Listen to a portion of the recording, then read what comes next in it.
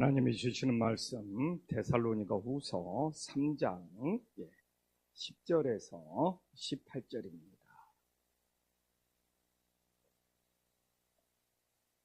데살로니가 후서 3장 10절에서 14절까지.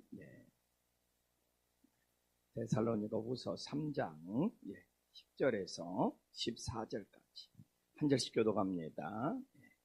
우리가 너희와 함께 있을 때에도 너희에게 명하기를 누구든지 일하기 싫어하거든 먹지도 말게 하라 하였더니 우리가 들은즉 너희 가운데 게으르게 행하여 도무지 일하지 아니하고 일을 만들기만 하는 자들이 있다 하니 이런 자들에게 우리가 명하고 주 예수 그리스도 안에서 권하기를 조용히 일하여 자기 양식을 먹으라 하노라. 형제들아 너희는 선을 행하다가 낙심하지. 아멘. 여기까지 하겠습니다. 오늘도 새벽을 깨운 우리 성도님들에게 하나님의 크신 은혜가 있기를 간절히 소망합니다. 이제 데살로니가 후서가 이제 오늘 내일이면 마무리되는데 바울은 정말 걱정했나 봐요. 이 잘못된 재림 신앙에 대해서. 그래서 정말 이 사람이 반복적으로 말한다는 것은 그만큼 그 문제가 심각하다는 것을 말하지 않겠습니까? 그래서 사도 바울이 계속 전서나 후서나 반복적으로 잘못된 재림 신앙에 대해서 그냥 예수님이 그냥 곧 재림한다고 그냥 일도 않고 다른 사람들을 그냥 엄청 피해까지 주는 문제를 사도 바울은 끝까지 언급하면서 그 잘못된 신앙을 바로잡으려고 하는 사도 바울의 간절함이 나와 있는데, 이렇게 이제 편지를 마무리해야 되는데 이렇게 끝까지 정말 그 문제가 얼마나 심각했으면 사도 바울은 끝까지 잘못된 재림의 신앙에 대해서, 그래서 10절에 우리가 너희와 함께 있을 때도 너희에게 명하기를 누구든지 일하기 싫어하거든 먹지도 말게 하라 했더니 예수님이 재림이 그냥 얼마 안 남았다고 일하기 싫어하는 거예요.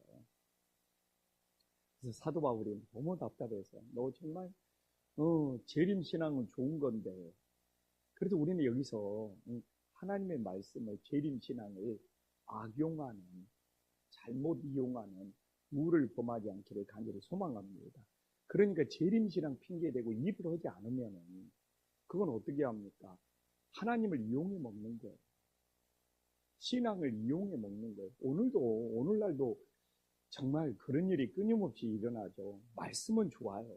아니 재림신앙만큼 귀하고 소중한 일이 어디 있습니까? 근데 이걸 잘못 이용하고 악용하고 자기 자신에게 이득을 가기 위해서 하나님의 말씀을 이렇게 잘못 받아들이면 어떻게 됩니까? 그래서 오늘도 이렇게 그냥 예수님의 재림 신앙을 자기는 기다린다는 것을 핑계로 삼아서 자기는 무의도식하면서 일하지 않고 이렇게 신앙생활하는 것에 대해서 사도 바울은 그냥 예수님의 재림이 오는 그날까지 정말 오늘 10절에서 정말 일해야지만이 먹을 수 있다는 이야기를 우리들에게 하고 있는 것이죠. 그래서 11절에 보면 우리가 들은즉 너희 가운데 게으르게 행하여 도무지 일하지 아니하고 일을 만들기만 하는 자들이 있다니. 그러니까 이제 재림신앙에 이 재림신앙은 좋은데 이걸 악용해서 나타나는 부정적인 영향에 대해서 우리들에게 이야기를 해주고 있잖아요. 그래서 오늘도 정말 우리가 신앙생활하면서 성경 말씀을 또 우리의 신앙을 정말 잘못 악용하는 죄악을 범하지 않기를 간절히 소망합니다. 그래서 게으르다는 것은 하나님과 멀어진다는 의미도 있습니다. 하나님과 멀어진다는 의미도 있어요. 그냥 삶이 게으른 것도 있지만 하나님 앞에서 해야 될 일도 안 하는 영적인 게으름의 의미도 있다는 거예요.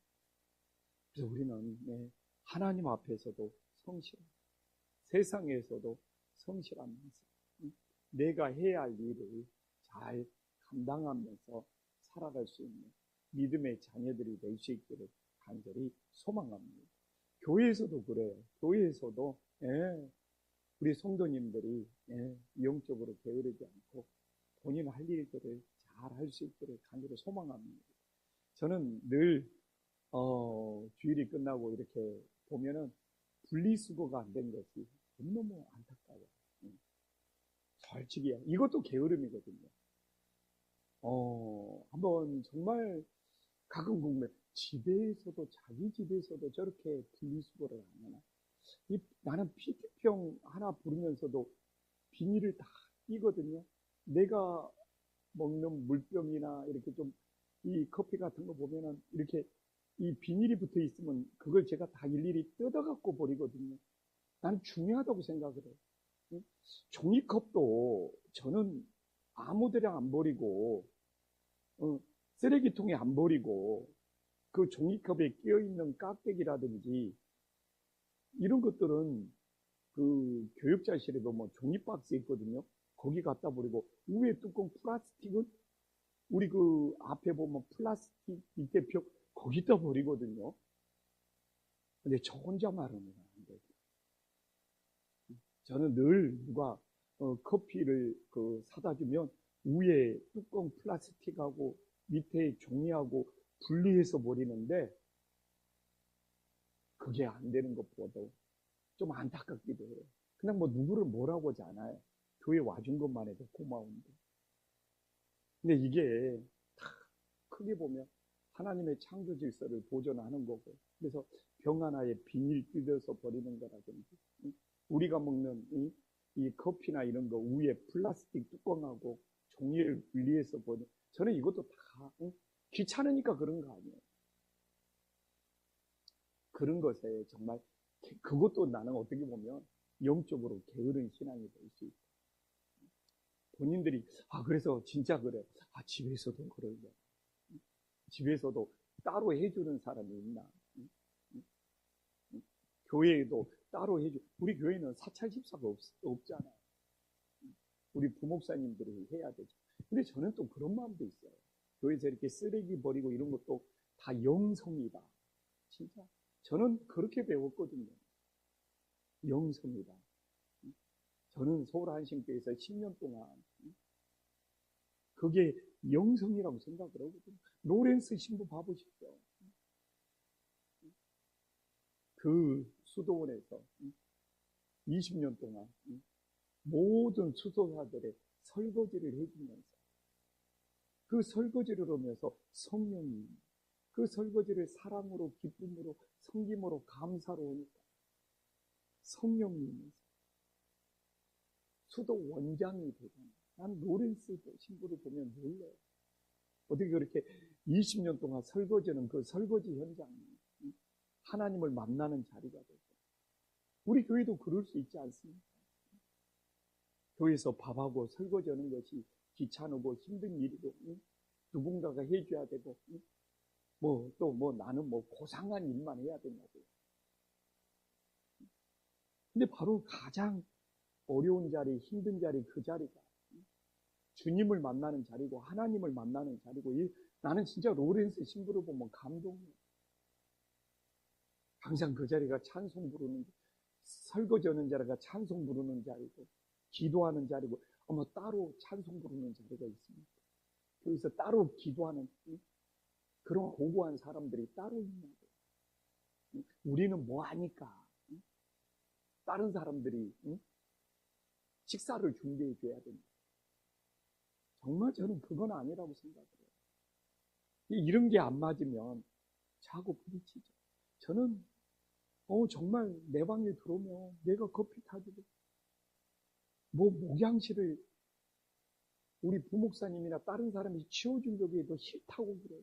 아니, 목양실 내가 스스로 정리하지 못하면서 어떻게 하나님의 종이라고 할 수 있어요? 그래서 저는 이게 다 어떻게 보면 이 게으름하고 연결되어 있지 않나. 한번 진짜 돌아보면서 다시 한번 우리 한신교회 분리수거 문제라든지 쓰레기 버리는 문제라든지 설거지하는 것이 진짜 하나님을 만나는 자리. 이게 영성이죠. 나는 이걸 해야 되기 때문에 그런 일은 다른 사람이 해줘야 된다. 이거 진짜 예수님 따르는 거예요. 이게 그것까지 돼야지 우리 김포 안신교회 진짜 건강한 교회, 예수님을 따르는 교회, 진짜 주님의 몸된 교회가 되면 이 시대에 우리가 다시 한번 깨달을 수 있기를 간절히 소망합니다. 근데 진짜 혹시 나도 모르게 영적으로 집에서는 오는 것을 교회에 와서는 게을러진 모습들은 없는 거죠. 이게 바로 우리가 오늘 황승재 목사님의 영적 대각성 집회, 저는 이게 영적인 대각성이라고 생각합니다. 이런 은혜의 역사가 있기를 간절히 소망합니다. 근데 내가 게으르면 오늘 11절 다른 사람에게 일을 만들어요. 진짜 딱 맞는 겁니다. 누가 딴 사람에게 두 가지 의미가 있죠. 교회에서 다른 사람에게 일을 만든다는 거예요. 진짜 기막힌 두 가지죠. 다른 사람에게 피해를 줄 수 있어요. 누군가에게 피해를 줄 수 있고 또 하나죠. 두 가지 의미예요. 다른 사람도 일하지 않게 만들어요. 저 사람도 안 하는데 나도 안 하겠다. 그런 의미가 여기 있어요. 저 사람도 일하지 않고 저 사람도 저렇게 게으르게 사는데 에이 나도 그 사람처럼 일하지 않고 게으르게 되는 의미가 있는 것이 하나 있고 또 하나는 뭐예요? 내가 게으르고 내가 일하지 않으면 다른 사람에게 피해를 준다는 이 복합적인 의미가 있는 것이죠. 그래서 우리는 이렇게 부정적인 영향을 미치는 것이 아니라 선한 영향력을 미치면서 살아갈 수 있는 하나님의 자녀들이 될 수 있기를 간절히 소망합니다. 그래서 오늘 새벽에 감동을 줬습니다. 이번 영적 대각성 집회하면서 고상하게 예배드리고 기도하고 찬양하는 것만 영적인 대각성이 아니고 분리수거 잘하고 설거지 한번 할 수 있는 거지. 영적 대각성이라는 것을 이번 기회에 우리 종교인들과 함께 한번 영적인 각성이 일어날 수 있도록 간절히 소망합니다. 그래서 이제 12절에 재림신앙을 잘못 이해하고 일하지 않고 다른 사람에게 피해를 주는 사람을 어떻게 권면합니까? 참 사도 바울은 오늘 12절에 보면 바울은 예수 그리스도 안에서 권면하고 있어요. 자기 생각, 우리가 주일날 봤잖아요. 엘리 대제사장 그냥 자기 생각으로 그냥 다른 사람을 정죄하고 자기 생각으로 그냥 한나를 술 취했다고 모욕을 줘버리잖아요. 그러나 사도 바울은 그렇지 않잖아요. 내가 정말 예수 그리스도 안에서 엔 그리스도 12절에 보면 정말 이런 자들에게 우리가 명하고 그러면서 주 그리스도 예수 안에서 구원하기를, 이게 엄청난 차이잖아요. 엘리 제사장처럼 그냥 자기가 생각하고 그냥 오래 기도하는 이 한나를, 성령 충만한 한나를 너 술 취하지 않았냐고 그냥 자기 생각으로 정죄하고 판단하는 것이 아니라 오늘 이 예수 그리스도 안에서, 그러니까 우리가 예수 그리스도 안에서 정말 권면할 자신이 없습니다. 우리는 잠잠히 멈추는 것이 더 지혜로움이 됨을 믿으시기를 간절히 소망합니다. 그래서 뭐라고 말합니까? 예수 그리스도 그는 조용히 일하라고 말하고 있습니다. 여기서 조용히라는 것은 우리 입에서 끊임없이 원망이 나오고 불평이 나오고 상대방을 지적하는 것이 나오는데, 그래서 얘들이 떠들 때 뭐라고 합니까? 또 조용히 해. 딱 그 느낌이에요. 선생님들이 그냥 얘들이 그냥 다 자기 생각을 말하고 막 자기 입장을 말하고, 제발 조용히 좀 있어. 응? 조용히 안 해? 응? 조용히 해. 딱 그 입장. 조용히 해야지. 응? 자기 자신을 돌아볼 수 있는 거야. 조용히 해야지 자기 모습을 알 수가 있는 거야. 그래서 오늘도 우리는 왜 기도로 왔냐? 응? 뭐 기도할 때 말하지 말라는 것이 아니라 조용히 하나님 앞에 우리 자신의 모습을 돌아볼 수 있는 믿음의 자녀들이 될 수 있기를 간절히 소망합니다. 그래서 이게 자기가 일하여 자기 양식을 먹는다고 11절에 나와 있잖아요. 12절에 나와 있잖아요. 이게 일반 은총이라는 거예요.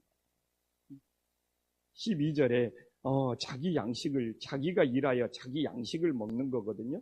이게 일반 은총이라는 겁니다. 일반 은총도, 일반 은총 없이는 모든 사람이 살아갈 수가 없어요. 그래서 우리는 착각하지 말아야 돼요. 일반 은총도 감사해요. 막 특별 은총만 기대하는 사람이 있는데, 우리는 특별 은총보다 일반 은총으로 하루하루 살아가는 복 있는 주님의 자녀들이 될 수 있기를 간절히 소망합니다. 그래서 이제 13절에 형제들아 너희는 선을 행하다가 낙심하지 말라. 주변에 그런 사람들이 있으면 예수님이 막 재림한다 그러면서 그걸 악용하여 일하지 않고 남들에게 피해가 주는 사람들이 있을지라도 오늘 13절에 뭐라고 합니까? 낙심하지 말라고 합니다. 무엇을 행하다가 선을 행하다. 제가 이야기했죠. 선한 싸움 싸우고 있을 때 그 선한 싸움 싸운다는 것이 뭐라고 한지 제가 주일날 이야기한 적이 여기서 바울이 말하는 선을 행하는 것은 복음을 전파합니다. 뭐 착한 사람 세상에 널렸어요. 그 착한 사람이 아니라 사도 바울이 선한 싸움을 싸운다. 나의 달려갈 길 마치고 막 선한 싸움 싸우고 그럴 때 선한 싸움은 복음을 전파한다. 그러면 사도 바울이 여기서는 또 이렇게 선을 행하다는 다른 의미로 말하겠습니다. 여기서도 선을 행한다는 것은 복음을 전한다. 근데 복음을 전하다가 주변에 부정적인 영향을 주는 사람이 있어요. 이렇게 막 게으른 사람이 있어요. 다른 사람에게 피해를 주는 사람이 있어요. 이 복음을 전하면서 선을 행하는 사람은 낙심하지 말라고 사도 바울이 우리들에게 말씀해주고 있는 거예요. 이번 주에도 세 가족이 왔어요. 부부가 왔어요. 이 풍무동에서 제일 큰 교회에 다니다가 우리 교회로 왔어요. 요새 이 주변에서 큰 교회를 다니다가 간간히 우리 교회를 찾는 사람이 있어요. 네. 물어보죠. 뭐 그 교회에 대해서 잘 아냐고. 근데 솔직히 잘 몰라요. 제가 어떻게 압니까? 그 교회 내부 사정을 잘 몰라요. 그래서 제가 그래요. 저는 개척에서 23년 동안 진포 한신교회만 있었기 때문에 다른 교회에 대해서 잘 모릅니다. 그건 솔직한 마음이거든요. 제가 그 교회 속사정을, 내부 사정을 어떻게 잘 알겠어요?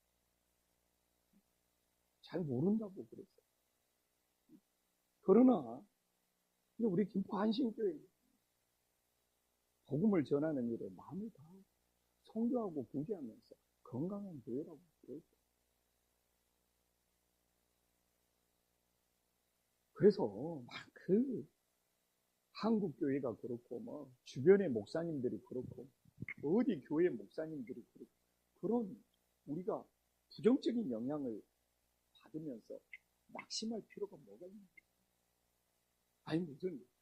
아니 뭐 금주에도 난리 났잖아요. 우리 뭐 정광훈 목사님이 그냥 그분이 예배 시간에 그냥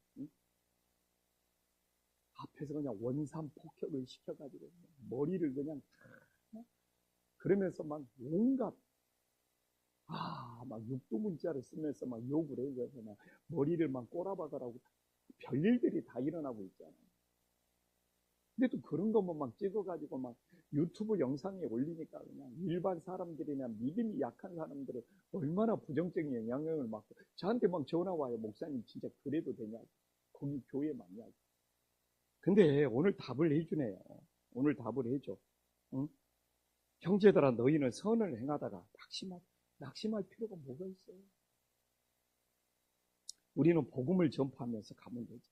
복음을 전파하면서 선한 싸움 싸우면서 우리는 끝까지 낙심하지 않고 영적 싸움에서 낙심 뜻 알죠? 맥이 풀려버리고 기운이 빠져버리고 맥이 풀려버리고 기운이 빠지면 어떻게 하나님의 사명 감당할 수 있습니까? 이 맥이 풀려버립니다.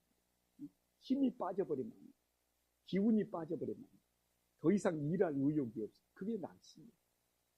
그러니까 제일 근심, 염려, 걱정, 그 중에 제일 안 좋은 것이 낙심. 낙심은 맥이 풀려. 의욕이 사라져버려. 힘이 빠져버려. 더 이상 버틸 힘이 없어. 그래서 그 일을 더 이상 못하게 되는 것이 낙심입니다.